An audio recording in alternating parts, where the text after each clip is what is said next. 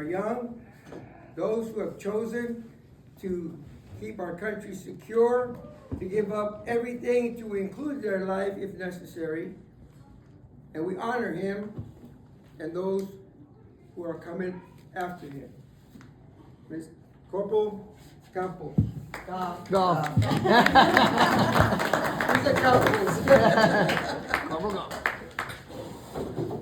Good evening, Marines. Good evening, family and friends. Thank you for joining us and celebrating the 250th anniversary of the United States Marine Corps. I'm humbled to be the guest of honor in a room full of individuals who have achieved so much in their careers. From a drill instructor in San Diego to combat veterans to the first Marine who trained with the French Foreign Legion in over a decade.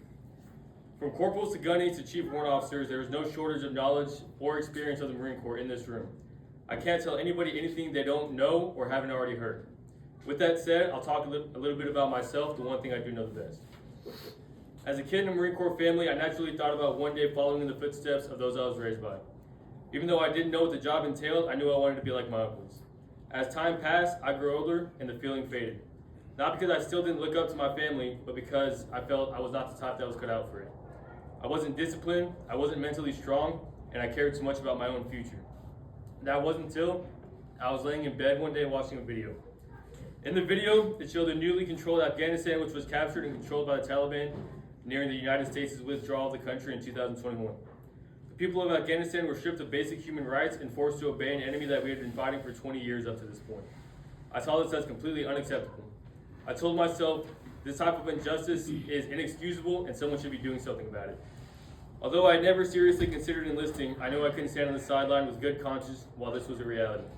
I felt I needed to do something, and that's when I knew I needed to join the United States Marine Corps. Although I knew I wanted to join, I still needed someone to convince me. That week at work, a coworker told me he would never do the job I was pursuing if he could do it all over again, and that's all I needed. I went to the recruiter's office during my lunch break and was on the yellow footprints 2 months later. Although my time in the Marine Corps has not been what I envisioned, it has been what I expected. I've never been deployed or have been in combat, but I'm part of the most elite warfighting group the world has ever seen.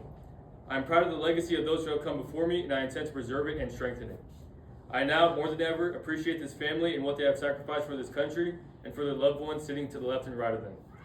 I will end with this. Let there never be a day an ally sees a Marine and doesn't thank God, and let there never be a day an enemy sees a Marine and doesn't ask God for forgiveness. Happy 250th birthday, Marines, and Semper Fi.